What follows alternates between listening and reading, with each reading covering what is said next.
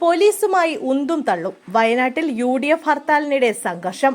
വയനാട്ടിൽ UDF ആഹ്വാനം ചെയ്ത ഹർത്താലിനിടെ പോലീസും പ്രവർത്തകരും തമ്മിൽ സംഘർഷം. ലക്കടിയിലാണ് സംഘർഷമുണ്ടായത്. വാഹനം തടഞ്ഞ് പ്രതിഷേധിച്ച ഹർത്താൽ അനുകൂലികളെ പോലീസ് തടഞ്ഞതോടെയാണ് സംഘർഷമുണ്ടായത്.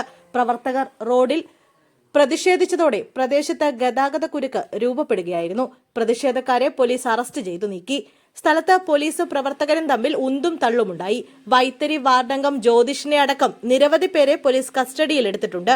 വന്യജീവി ആക്രമണത്തിൽ തുടർച്ചയായി മനുഷ്യജീവനുകൾ കൊല്ലപ്പെട്ടിട്ടും സർക്കാർ നടപടി സ്വീകരിക്കാത്തതിൽ പ്രതിഷേധിച്ചാണ് UDF ഹർത്താൽ.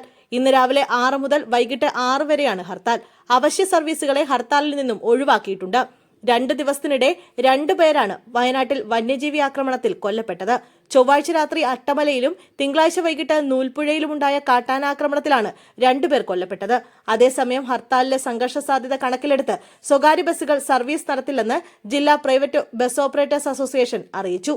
ഹർത്താലുമായി സഹകരിക്കില്ലെന്ന് കേരള വ്യാപാരി വ്യവസായി ഏകോപന സമിതി ജില്ലാ കമ്മിറ്റിയും അറിയിച്ചിട്ടുണ്ട്. 43 ദിവസത്തിനിടെ 4 പേർ വന്യജീവി ആക്രമണത്തിൽ വയനാട്ടിൽ കൊല്ലപ്പെട്ടിട്ടുണ്ട്. ബുധനാഴ്ചയും വയനാട്ടിൽ ഹർത്താൽ ആചരിച്ചിരുന്നു. തൃണമൂൽ കോൺഗ്രസും ഫാർമേഴ്സ് റിലീഫ് ഫോറവും ചേർന്നായിരുന്നു ഹർത്താൽ സംഘടിപ്പിച്ചത്.